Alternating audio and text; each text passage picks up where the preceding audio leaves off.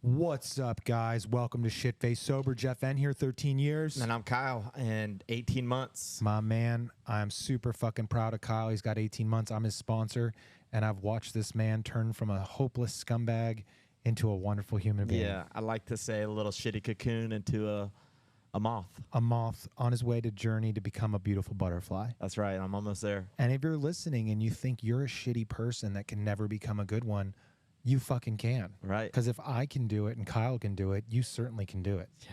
And you can listen to my story right now. I'm about to tell my story for the first time on our podcast, and you can hear about how shitty I used to be. Yeah, and where you're at now. Yeah, and where I am today. You know, what life looks like. That's you know cool. what I mean? Well, let's start it out, man. What was it like? What was it like? Okay, cool. Let's break it down. So I knew I was different when I was young. I was just a fucking bad kid. I was the oldest of 4 children. My dad was an alcoholic, had abuse and substance abuse all in my family, sprinkled throughout, just like a lot of us have. And so I had an uncle that was an addict. I had a dad that was an alcoholic. I had a grandfather that definitely was manic and had drug abuse issues. And yeah, so I knew when I was like 5, I went to private school, and my neighbor was actually like the vice principal of the private school, and like told my mom all the, you know, Jeff should stay away from these groups. And so they're like, stay away from this kid named Darren and his brother. So I went to the private school, and on the first day, first recess, I'm out on the playground. I'm like, where's Darren? And I'm just looking for the bad kid. You would tell me not to do something, I would do it. Right. I also stole my mom's wedding ring when I was a kid, and I asked my preschool teacher to marry me, Miss Wendy, right? What did she say? She called I don't remember what she said, but she called my mom and was like, hey, you know, I have this wedding ring here. Are you missing one? And my mom's like, yeah, that's actually my fucking wedding ring. And yeah. And how old were you? I was like 4 or 5. Damn. I was a weird kid, dude. I was a weird kid. Yes. You know, I was just playing doctor and just being a dipshit, and just, if you told me not to do something, I stole my dad's jewelry. I buried it in the front yard. How my dad found the jewelry, I have no fucking clue to this day. Right. Because I remember exactly where I buried it. I buried it in the front yard next to this palm plant. And then my dad came out and he's like, Jeff, why are you doing this? You know? He saw you. So I knew I was different. Right. I knew at a young age something was fucking wrong with me. When I was 5 years old, I saw an AIDS commercial. I was convinced I had AIDS. I wanted to work at McDonald's. I was just fucking weird. So if you're out there and you're fucking weird, and you've known you've always been weird and you've been keeping it a secret, it's okay. The minute that I told everybody that I was weird and I was okay with it, my life got easier. Right. It was my whole life. I was just trying to pretend that I wasn't weird. Okay, so early on, you knew that you were different. All right. So when did you start dabbling in like substance? Okay, so let's fast forward a little bit. So I was in school, I was like making traps, I was fucking always like, I was good at grades and stuff, and I just sought constant attention and approval. Okay. Right? Like getting good grades, got approval. People started expecting me to like be good at sports because I was fucking tall. I was like 6'4" when I was 12. Damn. And I was just like terrible at sports. And I wasn't terrible at sports because I was just not gifted. I was terrible at sports because if I wasn't good at something right away, I didn't want to do it anymore. I didn't want to put the work into anything. So like my whole childhood, if I wasn't good at something immediately, I didn't touch it. And I think that just like plays into the whole like psyche of addicts and alcoholics, is like we all, like I've talked to thousands of them now, and like we all share that same trait. It's like we want instant gratification. Right. I remember eating McDonald's as a kid just to change how I feel.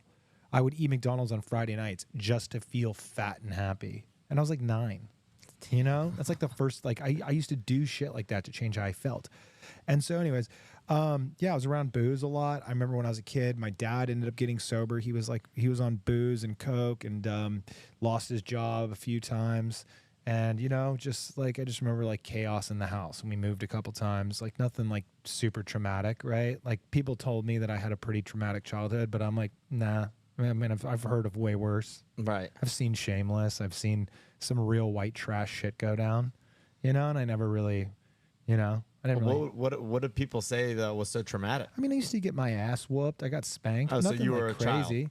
Yeah, I was a child. In the 90s. Yeah, I never had any like weird like sexual shit happen, Right. nothing like that. But like we were kids, we'd play outside. I'd have to go get my dad from the bar. My dad'd be at the bar down the street. My mom would be like, go get on your bike and go get your dad. That was just normal for you. That was fucking normal. My dad had this little notebook where he wrote down license plates. He'd all yacked out, and he'd like write down license plates in this little notebook in his truck. And we'd see him write down plates, and I'd be like, what are you doing? And he's like, oh, just in case anybody kidnaps you guys, like I want to know like who the fuck, you know, who's been around okay, here. so you were conditioned at an early age. I was conditioned, dude.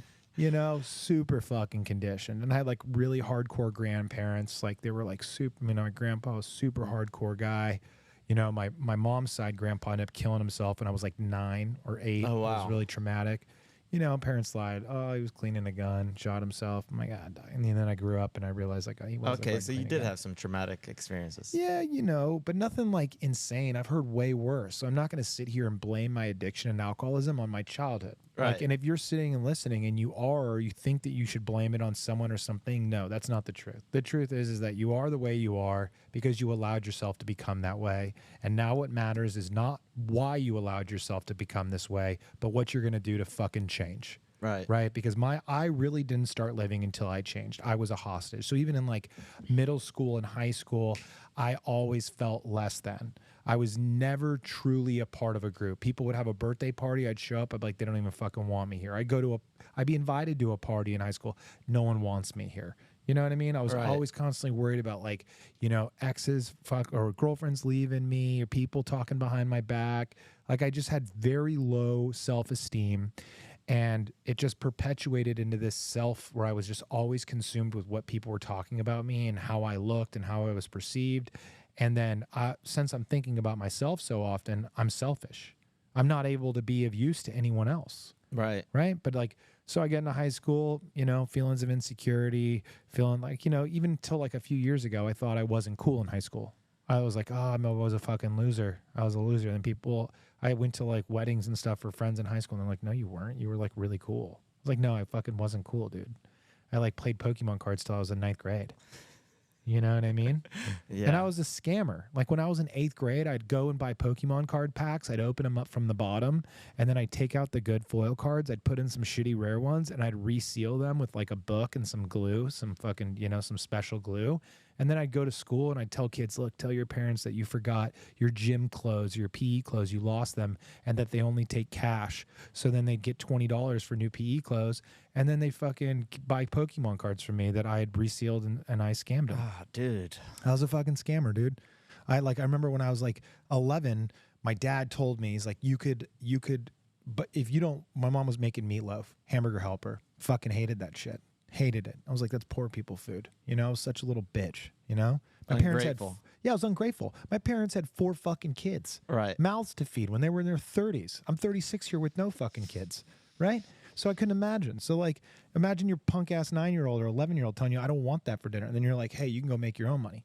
And then a week later, he's fucking throwing up a lemonade stand, making $100 on the weekend, going and buying Jack in the Box and shit. You know what I mean? And then you're just like, this punk doesn't want to eat dinner with the family because he went and bought his own food because he fucking did what I told him to do. Like, I'd be pissed. All right. I probably got spankings for that. Anyways, yeah, I started doing that, and then I knew early, like, I just had an affinity for making money, right? Like, I was charging $1 a cup for lemonade.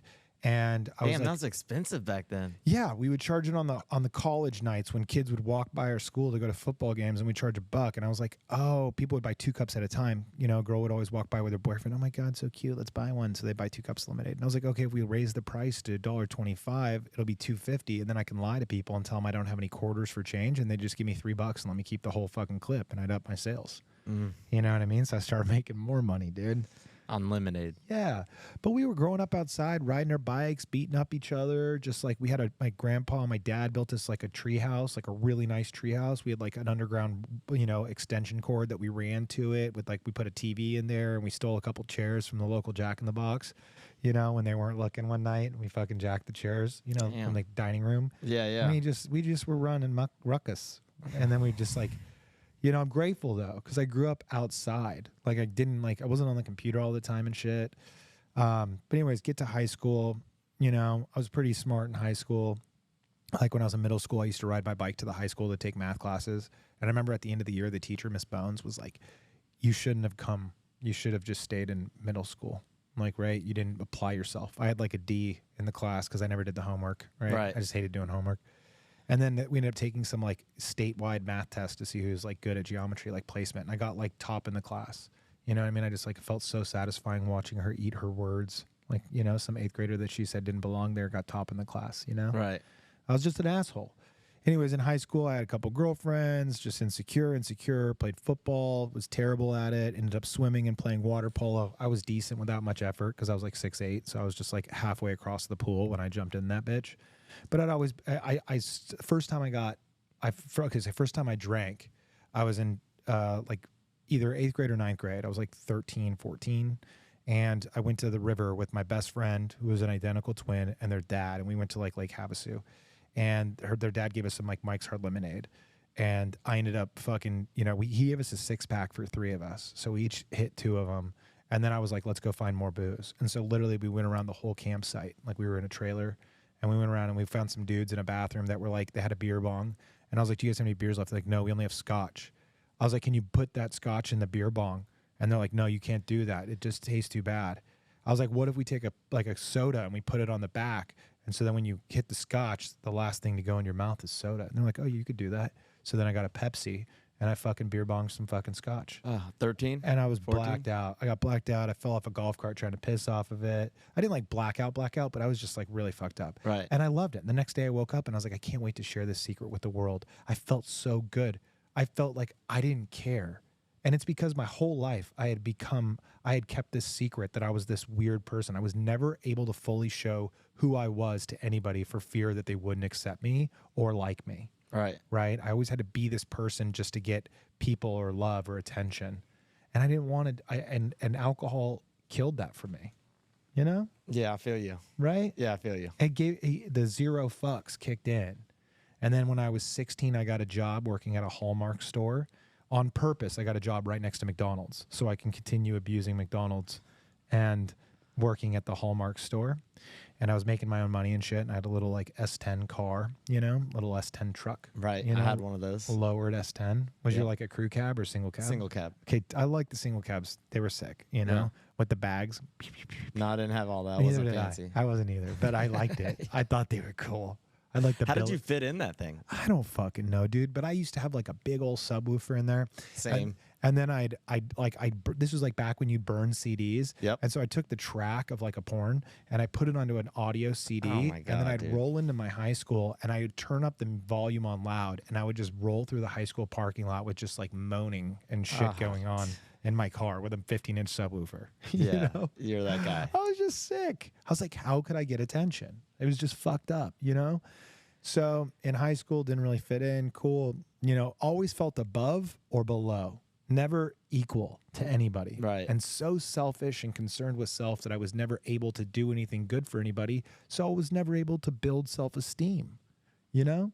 Anyways, when I was in high school, I ended up getting caught with a BB gun on campus. You know, I'd like threatened someone, they searched my car, and then they found a BB gun, and then they charged me with it. I had to do a bunch of community service and shit, which was fucked, you know. And then I ended up getting, that was the first time I got arrested.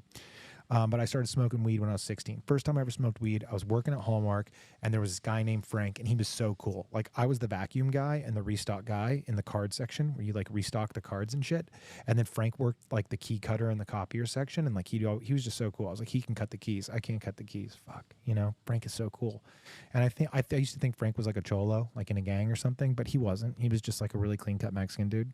And one night Frank was like, hey, you want to come and hang out with me after work? I was like, fuck yeah, let's do that. And then he takes me and we go and he rolled up a blunt and we fucking smoked a blunt. And then we went and played Counter-Strike. We went and played computer games for like an hour and I just felt so happy. I was just smiling the entire time. And then I got home and my dad was like, Jeff, unload the dishwasher.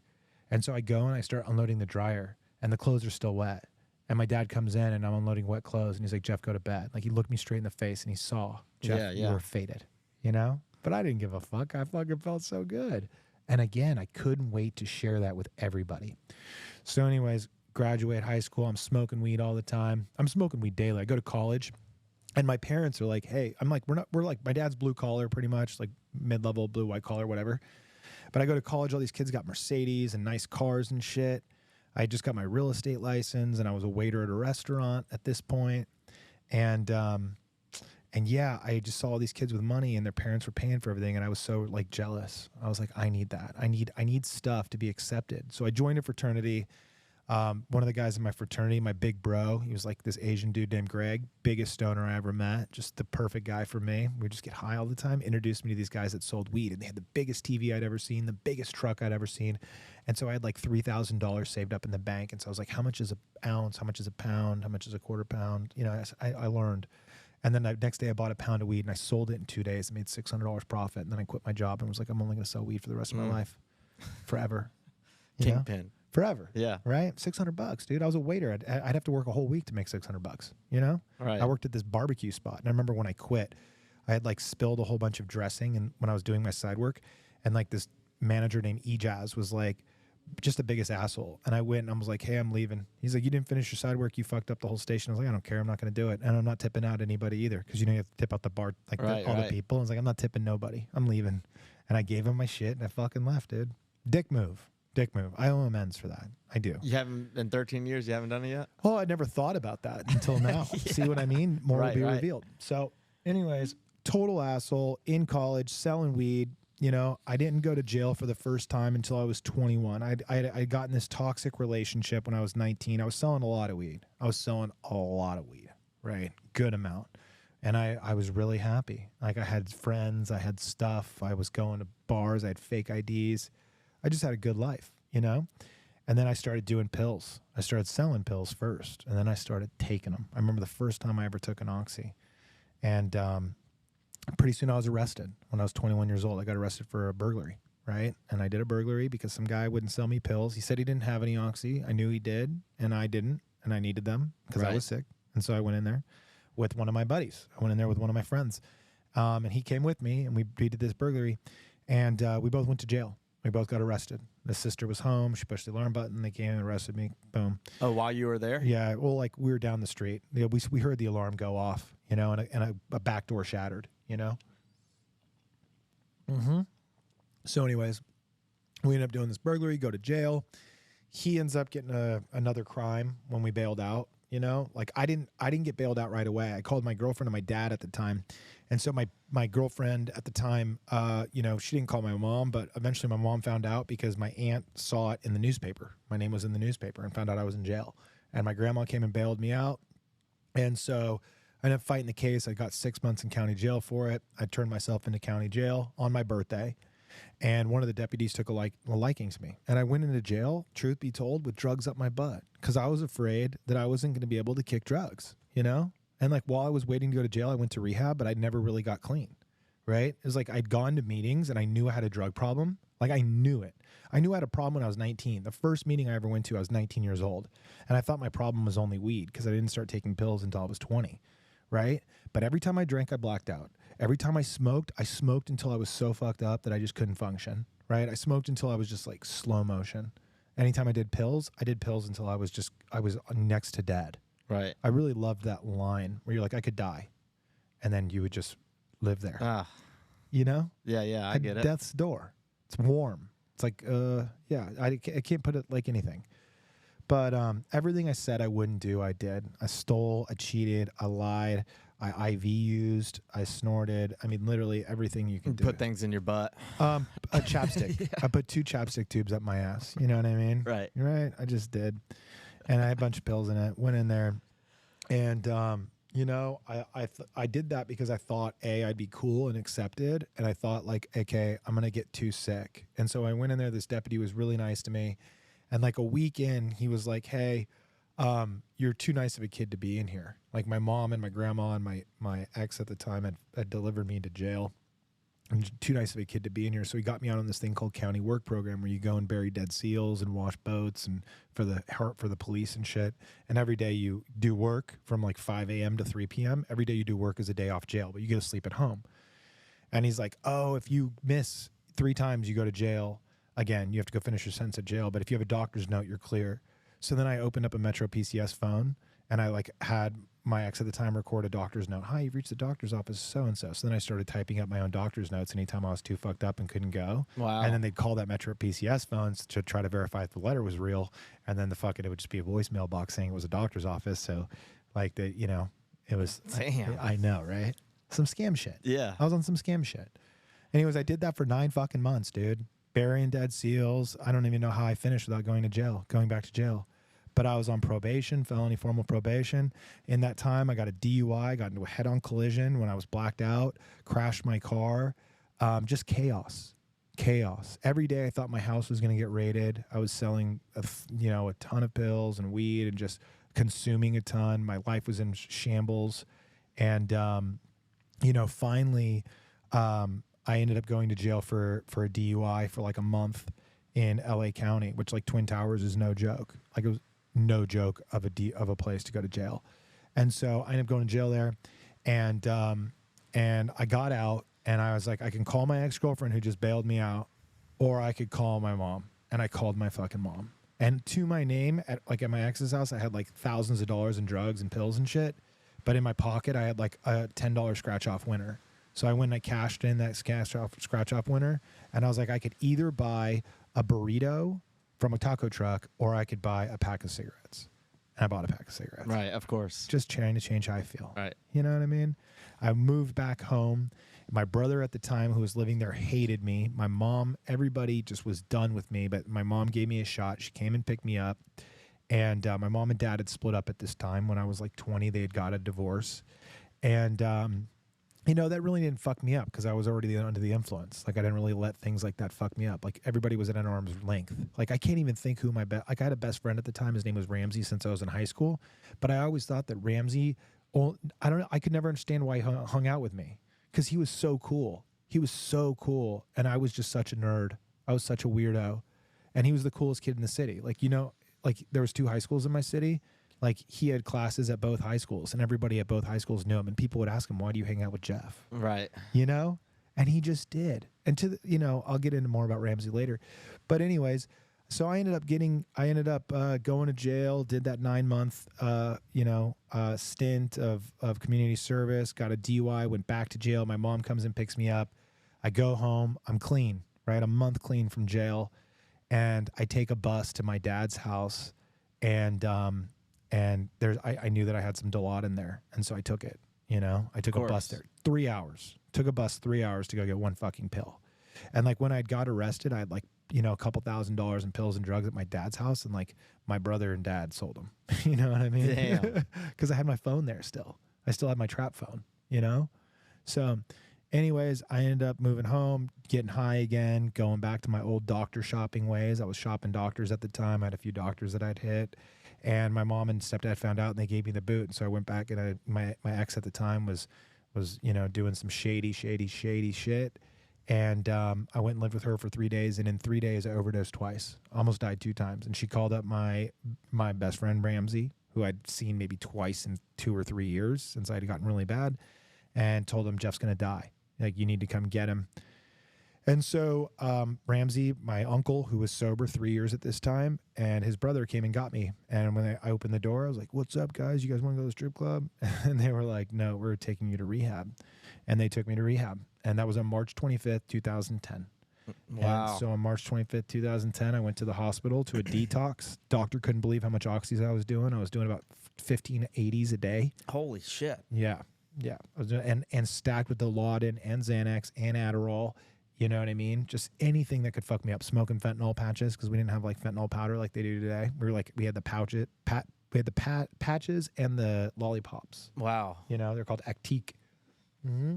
Never had them. Had the patches. Yeah, the patches were good. They were expensive. I had this old like vet that lived down the street from me, and he would always sell me pills and shit. I'd always send my ex at the time, or my girlfriend at the time, to go pick up from him because he would give her a better deal. You know what I mean? And give her better shit. Right. Which is just gross, But so anyways, March 25th, they dropped me off in detox. While I'm at this hospital, you can get visitors. My girlfriend at the time's visiting me, bringing me pills, right? While I'm in fucking the hospital to get sober. You know what I mean? I'm on formal probation. I just got a DUI. My family's over me. It's awful, right? And I was 23 at the time. And so I'd stayed in that detox for 5 days. The doctor would come in every morning and check up on me. My roommate at the time was a DEA agent. He was like in his 60s. And he was like, I told him my story. I was like, yeah, I was a drug dealer. He's like, dude, I used to be he was a DEA agent that retired undercover. and he would take Xanax while he was undercover because it'd help his nerves. And he Right. had taken Xanax for 20 years. Holy shit. And he tried to quit when he retired, and he couldn't. He started having withdrawals. And so the doctor put him in a detox. And this guy was in his 60s, knew nothing about addiction, nothing, or drug abuse. Like, was the antithesis of it, like the anti of it. But it's funny, a drug addict and an ex-DEA agent in the same room coming off of drugs. That's wild. Yeah. He told me I was a dipshit because he was like, you should be smuggling rare birds. He's like, drug dealers are dumb. Yeah. He's like, you could smuggle rare birds. They cost more per ounce than anything, any drug. It's more per ounce. And then he taught me how to smuggle rare birds. He's like, if you get caught, it's only a misdemeanor or a fine, you know? So, Damn, why didn't you go that route? Well, because I got sober. Yeah. You know what I mean? I was Still sober. sounds pretty Yeah. lucrative. Yeah. So, anyways, I got sober. I was like, I was 5 days in detox. Doctor was checking in on me every day. He was like, look, you know, how are you feeling? And again, I was lying. I was still lying about how I felt. I feel great. I feel so good. You know what I mean? I had a little like detox romance, you know, and like, oh, you know, I was just sick. I was just so sick. And like at day 5, I was like, I think I'm ready to go. I called my family, like, what am I going to do next? Where am I going to go? I have to do something. And they were done with me. My dad barely talked to me enough to give me my insurance information. And he gave me my insurance information, and I started calling treatment centers that would accept my insurance. And I'd called a place that would come and pick me up that took my insurance, and they came and picked me up when I was truly like 3 days detoxed. I was still kicking. My stomach was turning. I wasn't sleeping. I just wanted out of there. I just wanted out, which was so stupid. I should have stayed until I was physically well. If you're listening to this right now and you like are going through it, stay in a detox until you are physically healthy. Do not leave, because you have to wait for the physical urges to get out of you. So anyways, 5 days, you know, into the detox, 3 days truly detox because my girlfriend was bringing me drugs in. I went to treatment, and I went to a meeting. I remember I was like there for like 3 days. I went to a meeting, and it was probably the 30th or 40th meeting I'd been to. I'd been to meetings when I was in treatment before fighting my case, or I'd been to meetings when I got a ticket for possession of marijuana where I didn't feel like I belonged. But in this meeting, it was a group of like 60 dudes. It was in Laguna Beach, and I shared for the first time that I didn't know what I was doing. I couldn't run my own life. I'm hopeless, and I need help. And like 10 people came up to me after the meeting with their business cards and their phone numbers. I went up to a guy and I said, hey, pick one of these guys to be my sponsor, and he did. And the guy was named Brian, and he had 23 years sober at the time, and he got sober when he was 23, and I was like, that's a sign. And so I called him every day, and I asked him anything. He told me, he's like, if you're willing to do what I tell you to do, I will continue to put my effort into you. So he told me to make my bed. I made my bed. He told me to stop talking to my ex-girlfriend at the time. I stopped talking to her. He told me to call my mom every day, once a day. He told me exactly how to live my life. He told me everything about how to run my life. And eventually I got kicked out of that treatment center for being a problem because I just have a behavior fucking issue. And I ended up going to a sober living, which was ran by one of the guys in that men's group. And, you know, his name's Pops. You know, he had like 10 years sober, and he had this co-ed sober living, which was fun. You know, they give you a grocery card. I learned how to do laundry for the first time of my life. I learned how to because I never had really done laundry. I would just buy clothes, and then I would go take them to dry cleaners and then black out and forget I left the clothes at the dry cleaners. Mm-hmm. Like, I literally lost tens of thousands of dollars of clothes at the dry cleaners just because I'd black out, and they, you know, and I'd change my phone number every few months because I was always thinking that my shit was tapped.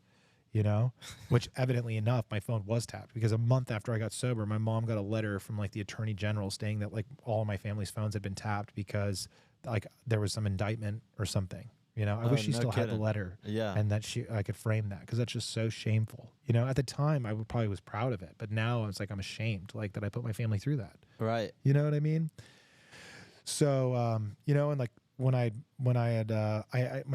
family hated me. My brother hated me. One of my brothers, I have two brothers and a sister, and one of my brothers I had got high with. I had taught him how to get high and taught him how to use the drugs I use, you know, and that was a really big point of shame. So I get this sponsor. He's telling me exactly what to do. I'm going to meetings. I'm staying after the meeting, and I'm stacking chairs. And at one of the meetings I'd go to in the morning, it was at 7 a.m. And I am not a morning person, but I just went because I fucking was so desperate. And so one of the meetings I went to, I remember I was in PJs. I had no money. All right. I went from making tens of thousands of dollars a month selling weed to having nothing. Right. And I went to this meeting, and I heard this guy named Jason share, and he was taking 8 years sober.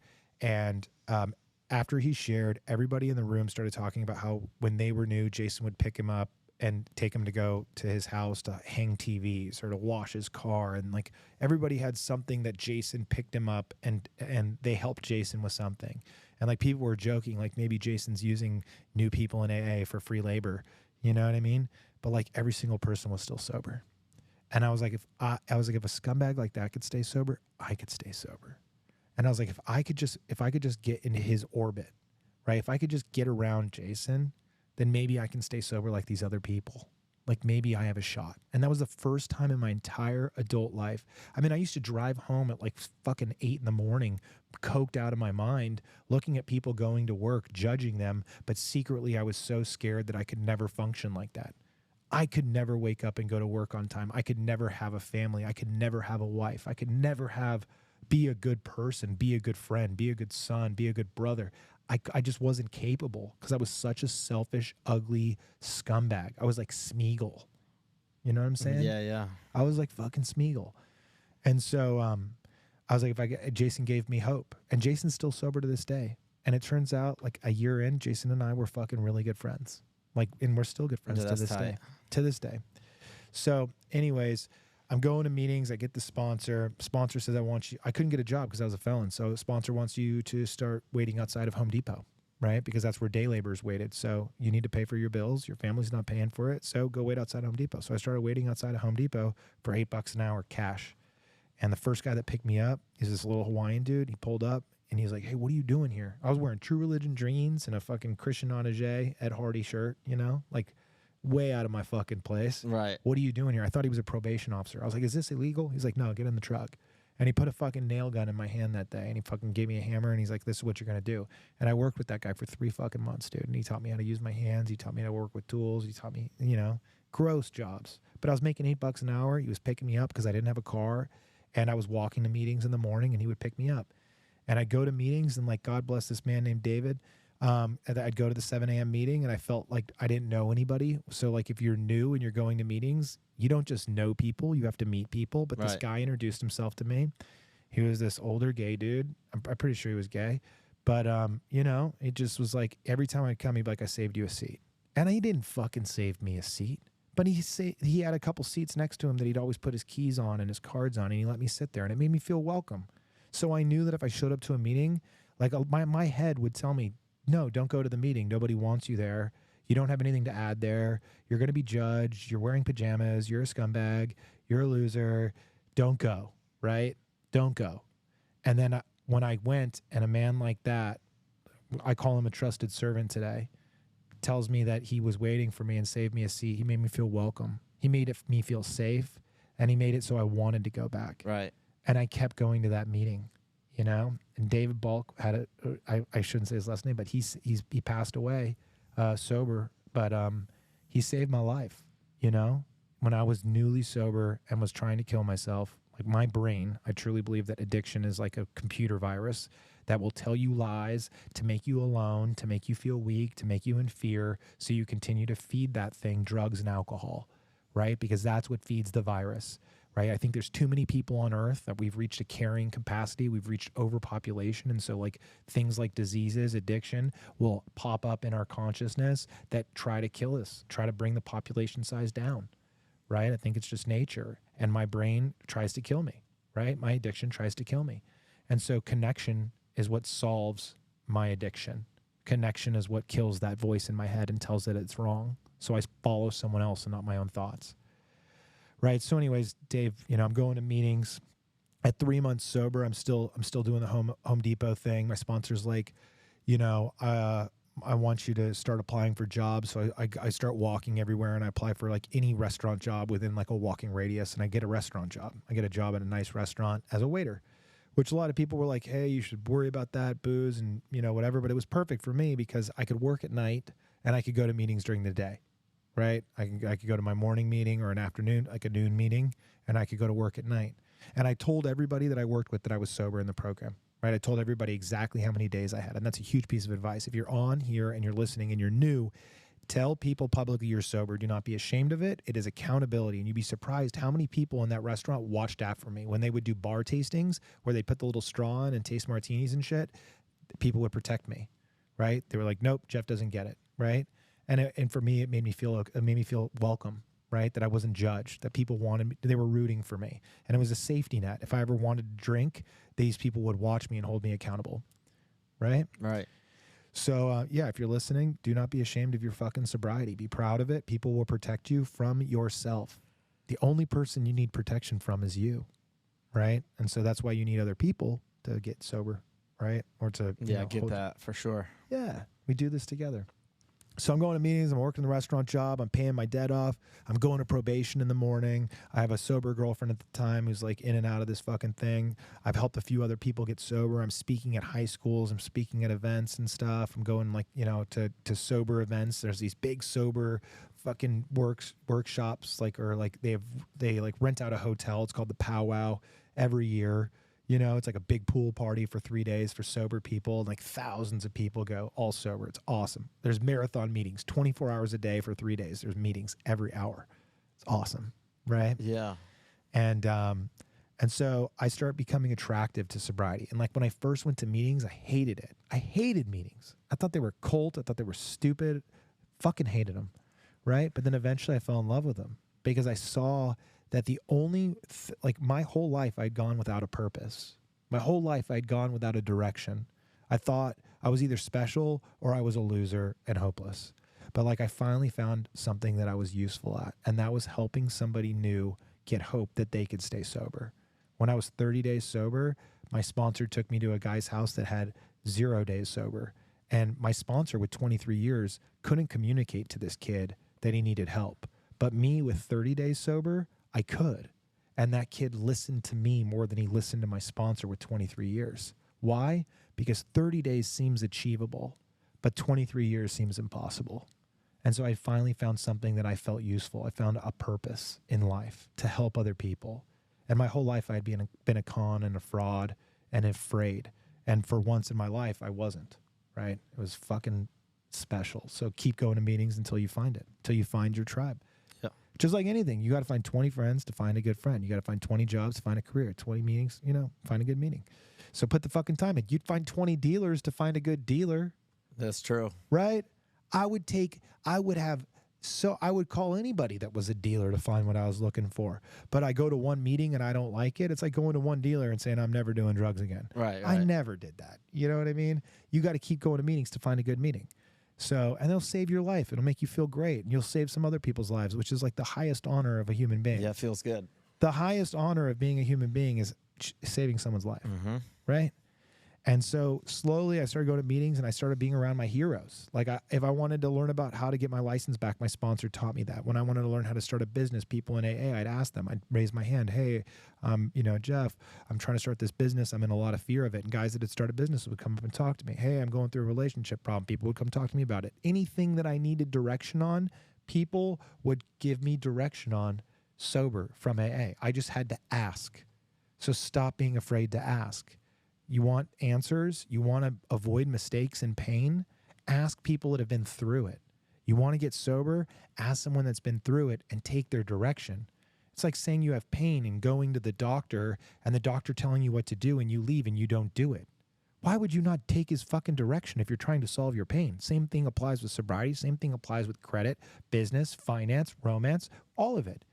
Take direction from people that have successfully navigated those problems. And you'll get results without mistakes and pain. Right? It's true. Fucking there it is. That's the biggest thing I learned in sobriety, because when I got here, I knew it all. And at that first meeting that I shared for the first time in my life, I didn't know shit. And I finally admitted that to myself. I'm a fraud and I don't know shit. And I don't know how to run my life. That's a good feeling. That's exactly what it feels like. Right. It's just letting your air out. So after working at that restaurant for 18 months, I got a second job at another restaurant working in the mornings, and I was paying my debt off. And it took me 18 months to pay off my debt. I was in like $20,000 or $30,000 worth of credit card debt because I would black out and I'd go out and buy these credit cards. I was living in a sober living for a good piece of that. And then eventually I got my own place. I was renting a room with a couple other sober people, which was awesome. I highly recommend it. If you are newly sober, live with sober people. Right? Even if you're married or in a relationship, go to a sober living for a few months so you learn how to be around sober people and good influences. Work your steps and get a sponsor. And I was working my steps while working the job. It took me about 14 months to finish my steps. My first sponsor fired me, right? I got another sponsor. I was walking to a job and I just needed a ride to a meeting. And this guy named Richard picked me up, Rich. And he was in his convertible Mustang and he picked me up and he's like, he takes me to dinner before a meeting. And he's like, I always buy my sponsees dinner before on the first time we hang out. And I was like, okay, cool. I had no money. So I was like, I guess you're my fucking sponsor now. You know what I mean? Like I sold myself for a fucking taco dinner. Hell yeah. You know? But thank God I did, because that man taught me how to get my driver's license. I remember sitting in front of a computer, Rich, how do I get my driver's license? Rich, how do I do this? Rich, where should I get a job? And he fucking walked me through everything, right? So ask your sponsor, not just daily sober things, right? Like my head's telling me this, but like, how do I do this? Because if you don't build a life worth staying sober for, and you're not proud of yourself, you're not going to stay sober, right? Because you're going to end up alone and miserable. And when you're alone and miserable, what's the only thing that solves that? Drugs and booze. Right. So anyways, I'm 18 months sober. I got 2 jobs. My probation officer calls me and she's like, hey, you're the only person on my caseload that hasn't tested positive for drugs and booze, right? How the fuck are you doing it? She's thinking that I'm peeing, like fake pee and stuff. I'm like, oh no. I go to AA. And then I remember in a meeting, I heard this guy Clay share that he had told his probation officer, if you ever have anybody in your probation, pool that is struggling with drugs and alcohol, have them call me and I'll take them to a meeting. And so I just repeated what he said because it sounded good to me when I heard it. So I repeated that to her and it played with the strings of her heart. And a week later, she calls me and she says, hey, I'm going to schedule a court date so we can discharge your probation early. I was like, really? So I show up to the court case and it turns out that they had, that she had applied for me to get my felony expunged. And I told her, I was like, look, it's never going to happen. I hired really good attorneys. Like, it's never going to happen. I have a really, really serious felony. I got something called a strike, which means like if I ever do another crime, I do double the time and 85%. And I went to the court. I was the first guy up in the morning. They called me. And I was dressed in a suit that I bought from Salvation Army for like $20, because I was a waiter and I was in debt. I had nothing, dude. I had a car, like my first car sober. I went from driving like a fucking Yukon on 22s when I was dealing to driving like a Dodge Stratus coupe that looked like it had herpes because the paint on the hood was peeling. You know when the paint bubbles up from the heat? Yeah, my car looked like it had herpes, man. But I was so proud of that car because I bought it with honest money. And so I got to the courthouse and they said some words. The prosecutor asked me some questions. Why do you want your record expunged? And I was like, because I wanted to be a stockbroker and I wanted to travel. That's what I told him. Because at the time I did. And in order to get your stockbroker's license, you can't be a felon. So the judge said some stuff. The prosecutor said some stuff. And then the judge, he said, whatever. He said the final thing, And I was like, does this mean I'm not a felon anymore? He's like, no, you're not a felon anymore. I was like, can I thank the court? He's like, I'd rather you not.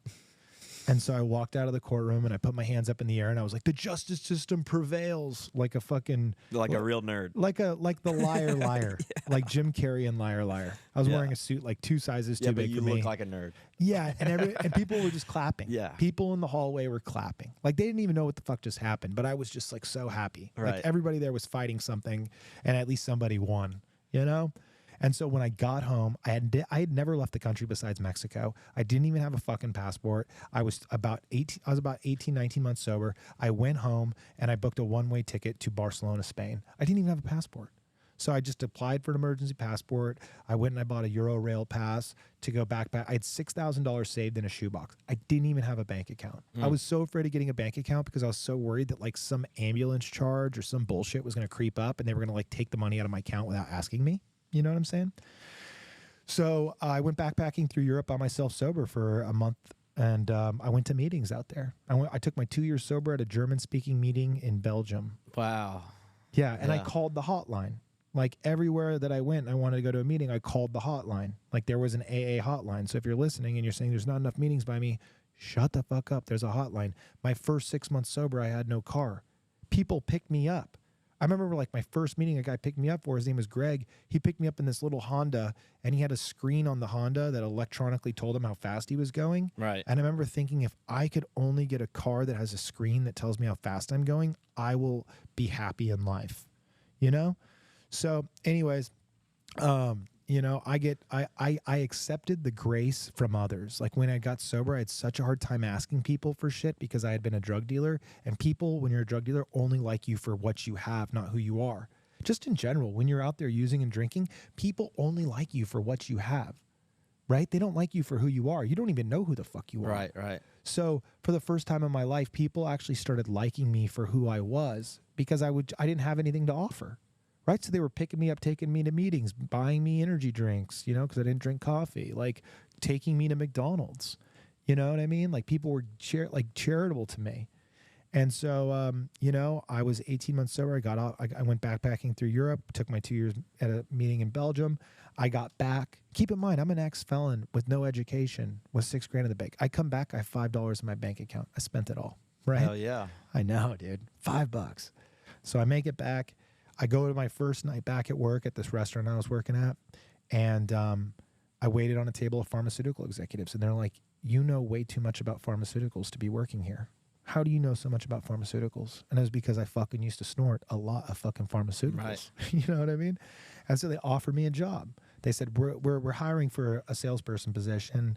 You'll have a month to prepare. And so I Googled their company. I looked up everything I could about it, everything about the drugs, everything about the product. And I went for an interview and they hired me. And I ended up moving like 2 hours away to go work for this company, which was scary. But they hired me on a condition I went back to college. Because I dropped out of college, right? When I went to rehab and jail. Right. And so I was going to this is what my life was like. I was two and a half years sober. I was going to a morning meeting from 6:30 in the morning to 7:30 in the morning. I'd go to work from 8 o'clock in the morning until 6 p.m. And then I'd go to school, which was like 45 minutes away, from 7 p.m. to 9:45 p.m. 4 days a week. And then I would do homework on the weekends and go to meetings. Wow. Right? So if you're sitting there saying you can't manage a full fucking schedule, and I had a social life with friends, and I had, you know, romance in my life. You know what I mean? And I did a marathon. Well, I trained for a marathon while I was doing all that shit too. So if you're saying like you don't have a fucking time, you know what I mean? I had $5 in my bank account. I was constantly broke. I remember when I moved to LA and I got my first sponsor, he invited me out to go get a burrito, and I had to go get change. I had to get change to buy a burrito.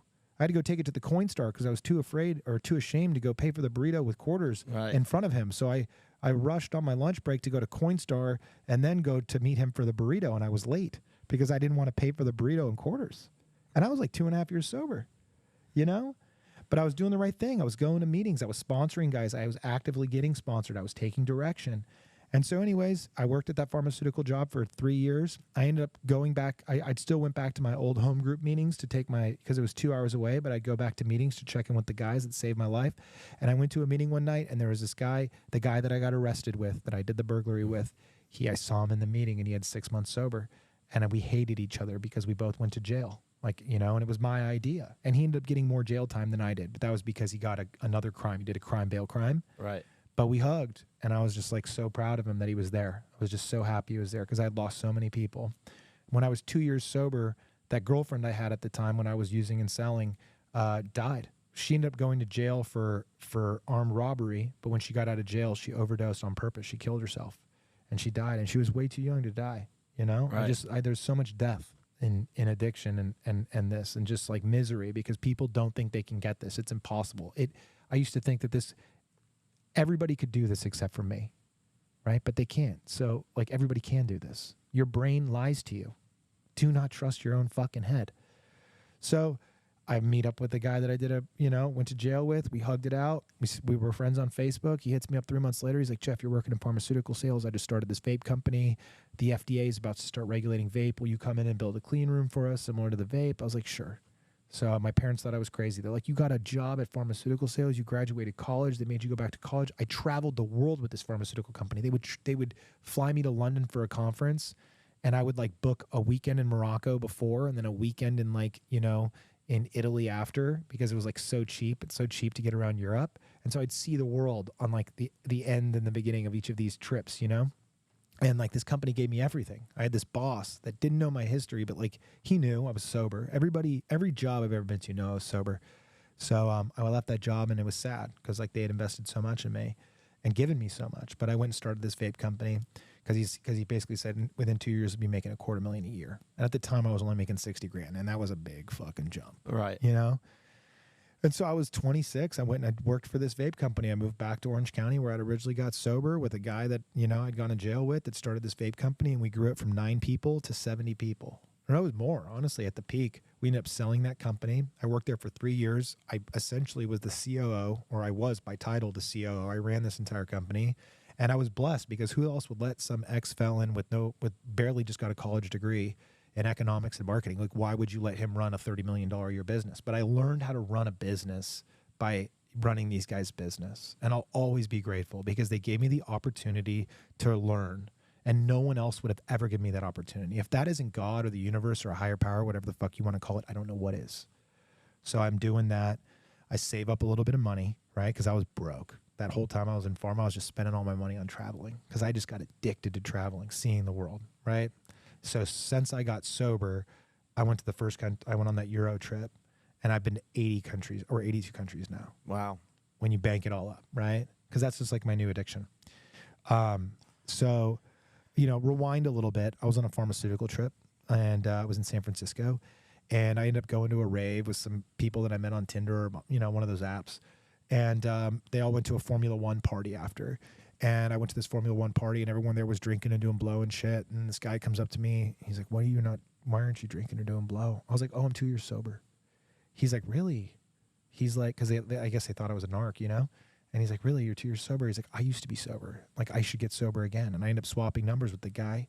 And now the guy's almost 10 years sober. I think he's like eight or 9 years sober. And we still talk every day. I've only seen the guy in person like 4 times. He was in my wedding last year. Wow. You know what I mean? Right. And we met because I was honest about my sobriety. I've never been ashamed of it. I've used it not just as a badge, but as a shield. Because I think people, when they hear that you're sober, they stop trying to push shit on you. They stop trying to make you feel a part of the group. And that was my poison. That was my Achilles heel my whole life, is I always wanted to be a part of the group. So I was always willing to do what you wanted me to do or be who you wanted me to be in order to fit in with you. But when I tell people that this is who I am, I'm sober, and I'm going to die if my sobriety is jeopardized, they protect you. And they feel useful. Normal people that don't have drug and alcohol problems love protecting a sober person. It's like weird. You've seen it. Yeah, I've seen it. Yeah. So anyways, you know, after we end up selling that vape company, and 3 months before we sold that vape company, you know, one of my buddies was like, Jeff, you know, I had a small piece of it. He's like, are you going to be able to retire off that piece? Is it going to change your life? And I was like, no. He's like, go start your own business. So me and 2 other guys went and started our own business, and it grew. We started in a little shithole warehouse, like not even a warehouse, just an office in a warehouse that we were renting for $700 a month.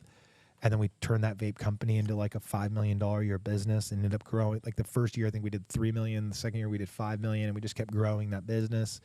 And I bought some vape shops that I found off Craigslist, right? Because I always need stimulation. So I bought these vape shops from this lady on Craigslist, turned those vape shops around, still own them, still have the vape business, you know?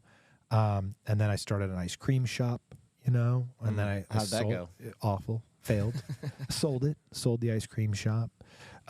You know, met some guys recently that, you know, about 3 years ago, I started buying Airbnbs. And so I bought an Airbnb in California, I bought one in Arizona, and then I bought like a couple out in Florida, and, you know, sold the other 2 just because the real estate was appreciating so much. And now I have like 5 Airbnbs and bought apartment complexes, and just learned so much, all from sobriety. Like I bought an apartment complex with a guy that I met at Bank of America that happened to be sober. And then we were roommates after. And now we're still sober bros. He's got 11 years sober. He was in my wedding also. That's great. I met him in a fucking Bank of America line. And we were both sober because I'm publicly fucking sober. Right? Some shit. It's called the golden thread.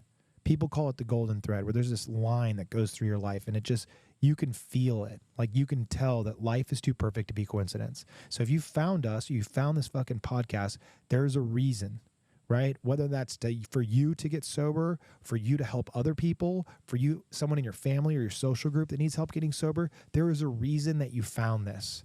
It's a tool. Share it. Let people know about it. Use the information you hear from us or learn from us to help make someone else's life better. That's what the human experience is all about, right? That's the only thing that truly gives me joy today. And I get sidelined. Fuck, I love money. I've been in financial fear like a motherfucker lately. I had 13 years of constant success in business. Not 1 year. I made more my second year sober than I did my first, more than my third than my second. And it just kept growing, growing, growing. And this year, huge fucking plateau. I lost my best friend last year to a fucking drug overdose. And like my, Ramsey, like I told you about the guy that, did a 12-step on me, right? The guy that got me sober, that showed up when I was overdosing. Still one of my best friends today. He was my best man in my wedding, co-best man, because my brother was my best man also. And my brother, he used to hate you. He used to hate me. Yeah. He moved out when I moved into my mom's house when I was trying to get sober. That's how much he fucking hated me. And today we're fucking friends and we do business together. Yeah, it's crazy about the relationships you can repair and how quickly when you get sober, you want to be healthy. 100%, and life ain't fucking perfect. I got married sober. It's hard. It took me 12 years. I used to see people getting married at 3, 4, 5 years sober. I'm like, what's wrong with me? So I must be broken. I still have self-doubt. I still have a dirty mind that tells me that I'm not good enough, tells me I'm going to fail. But what I've learned is I just call someone else that's sober and I tell them my crazy thoughts. And when I tell someone else that my crazy thoughts, they tell me why those crazy thoughts aren't fucking real. It's true. Right? But if I sit there and I keep it a secret and I don't tell you about it, then it becomes real. Yeah, I know that feeling. It's the only voice I'm listening to is my crazy thought. But when I tell you, and you tell me that crazy voice is wrong, now there's only a 50% chance that it's right. Because I got one person telling me it's wrong, then I got me telling me that it's right. And then you call another person. And then I call another person and it goes down. Right. So the more honest I am about my crazy, and the more people tell me that, don't listen to myself, the better off I am, right? Like I was watching this show called, it's called Painkiller. It's that new show about OxyContin. And it's triggering, man, because Oxy was my fucking drug of choice. Right. Oxy ruined my fucking life. That's what I was hooked on, man. And I started by taking it, and then I started smoking it, and then I started shooting it, and I just did anything I could to get there. It ruined my fucking life. And it was a triggering. I'm like, damn, I started thinking about if I did an Oxy right now, like how quickly would my life unravel? And I got shit today. It would take a long time. I would be dead before I lost it all. But I'd lose my wife first, and then I would do more drugs, and then I'd fucking end up dead. Nobody would check on me. You know what I mean? I ended up fucking dead. But what did I do? I called somebody this morning when I was on my way to fucking work, and I was like, oh, yeah, dude, I've been triggered by the fucking, by the show. And then we talked through it, and I'm like, my crazy voice, I'm not going to lose it all. I have a choice. I'm not going to get high today, right? And so it's just a simple one day at a time I tell the truth. One day at a time I don't listen to what my head tells me. I am enough. I can have a free life. And if I rely on God and I give the gifts that he gave me back, I'll be trusted with more, right? Which is why I sponsor you. Which is why you'll sponsor someone else, is to give the gift that you got for free back. Right. Right? Because when you think about it, it's like all the time that my sponsor invested in me, he was an attorney. Let's say his time's worth $500 an hour. I'd owe him hundreds of thousands of dollars. You know what I mean? Same thing. How much time I invested in you, how much time you'll invest in others. Right. And then you just keep paying it forward. It's not even guys that you sponsor. You know what I mean? It's just guys that are in the room that are trying to get sober. You imagine that time, Man, but it saves my ass. Right. Right? Because for one, the reason I love meetings and I still go isn't because I necessarily need them. I need them maybe 1% of the time. But I go because for 1 hour, I'm out of my own head, which is still a bad place to be. Right? I still am crazy. I'm less selfish, but I'm still selfish. Right. Right? My wife tells me constantly, we always do what you want to do. Well, she doesn't say it constantly, but you know what I mean? I hear it. I know that. I know that I manipulate. I'm like, oh, let's go here for dinner. Let's go here for the vacation. Let's go here. It's just like me. Like you guys even see it sometimes. Fuck. We are all you and I, not, normal people. But, at the end of the day, the cure for selfishness is connection and selflessness. When I go help someone move, when I go do something inconvenient that helps somebody else, I'm out of myself for a moment. And that's selflessness. And that's the cure for selfishness. And eventually it just becomes a working part of the mind. There's this saying that I love. It says, you cannot think your way into right actions. You must act your way into right thinking. And what that means is that if you want to be less selfish, you need to go and act and be selfless. You need to go and put carts away at the grocery store if you can't afford to help people. You need to go pay for people's groceries. You need to go help people out that need help moving. You need to go call your friends and ask them what they need help with, if they need connections or business, whatever. Right? Putting up their open house signs, whatever it is, go and do the action, and eventually your thinking will become selfless, right? So you have to act your way into right thinking, and enough action will change the way you think. Right. And I've changed the way I think through going to meetings, through being sponsored, through sponsoring others, and through action, you know? And today my life looks great. I mean, it looks great on the outside. When I'm on the inside looking out, sometimes I fucking hate it. Of course. It's normal. Everyone, the grass is always fucking greener. But the way out of that, I know the way out of it. It's simple. In the morning, I need to make a gratitude list. I need to pray and thank God for what I have and what he gave me, right? I need to use what he gave me for what he wants me to use it for, not what I want for accumulation and status and ego and bullshit. No, it's meant to help other people, right? So now I want to open up a treatment center where I help people build a big life worth staying sober for. And it's been very hard. The hardest thing I ever did in my life, the most defeating. I've wanted to give up multiple fucking times and I haven't given up, right? So, you know, through this whole journey, if you're new or if you have time, some of the most valuable piece of advice I've been given is you don't need to drink to start over or use to start over. Sometimes I think, you know, I'm like 2 years sober, 8 years sober, 10 years sober, 13 years sober. And I'm like, man, if I drank or if I used, I would be desperate enough to go back to more meetings, desperate enough to work more steps, desperate enough to go put action in. But you don't, that's the crazy in your head telling you to feed it, right? I don't need to drink to start over. I just need to go to more meetings. I just need to call more people. I need to work more steps. I need to find more people to help. You know? Mm-hmm. That's the fucking truth. And if you're looking to start, the number one way to start is be yourself and tell the truth. For once, admit that you don't know what the fuck you're doing, that your head is trying to kill you, and take direction from someone else, man. And watch your life fucking change. One day at a fucking time. And it's going to be painful. All of us have gone through withdrawals. All of us had to go to treatment. All of us have had lost people sober. We've all gone through. I lost my grandmother. I didn't know if I was going to stay sober through that. And I did, because I called other people that had lost their loved ones. I called my buddy Jason, the guy I went to that first meeting with. He was super close to his grandma. Now he's 23 or 24 years sober. Or I think he's 21 years sober. And he lost his grandma, who was his best friend also. And I called him when I lost my grandma. First phone call I made. How do I get through this? Sober. And he taught me. You know? Mm-hmm. It's powerful. Fucking magic. Fucking magic. You know? Everything I have today is a result of direction I've taken from other sober people. Right. Every single thing in my life is a direction from other sober people. Right? I've yet to kill myself yet. And I'm 36 years old, and I didn't think I'd make it this long. I know I wouldn't have made it this long. And with this fentanyl shit out there, it's so fucking deadly. It's the most deadly time ever to be a drug addict. And the only way out of that is to get physically sober. And the only way to stay physically sober is to get spiritually fit and spiritually sober. And the only way to do that, I know, is with a program and with people around you. Doing it alone is not fun. Right. There's power in numbers. And then now you know that crazy voice in your head that you have is not crazy when you share it with other people. So you have to do it together. Yeah. So... That's great, man. I love that story.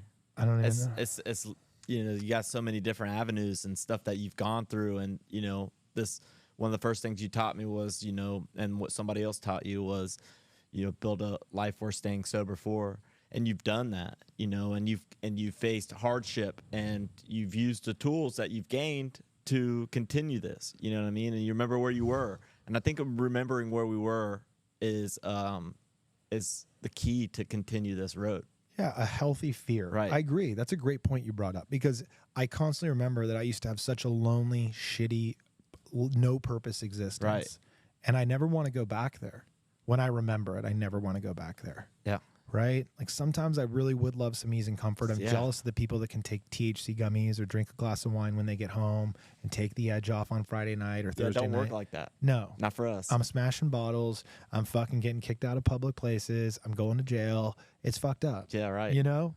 And I still feel imposter syndrome. That's something that's really big with sober people. If you're sitting there and like you're going to meetings, or if you're sitting there in business and you're sober and you feel like an imposter, that's normal. We all feel that way. But the only time that you're going to get out of that is by calling someone else and telling them that you feel like an imposter, calling another sober person, and they'll tell you why you're not. They'll remind you the things that you've done.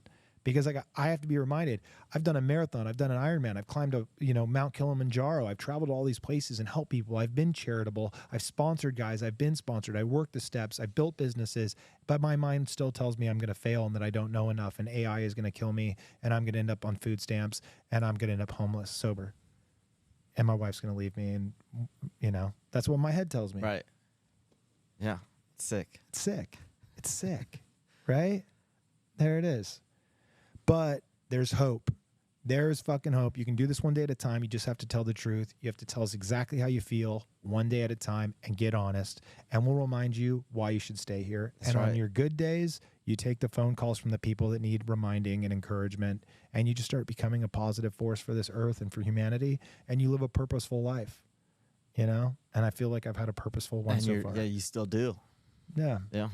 So that's Good my story, shit, man. It's a great story. Thank you, Jeff. Yeah, thank you, bro. I'm really pumped we started this podcast. Yes. It's one of the most fulfilling things we've ever done was start this. It was kind of on a whim. Yeah, no kidding. It's cost us a fucking ton. So your support means the world to us when you give us encouragement, because we have probably gotten over 100 people sober with this podcast. We've been meeting every week, and we've saved lives.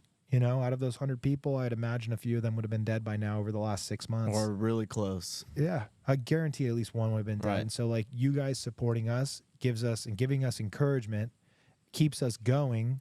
And when we keep going, we keep saving other people. Yep. And saving ourselves too. So you guys have saved our lives and other people's lives just by sharing, commenting, supporting us. So this has been a really, really purposeful mission. And it was intimidating at first and very expensive. So thank you guys for giving us encouragement. Absolutely. All right. Peace.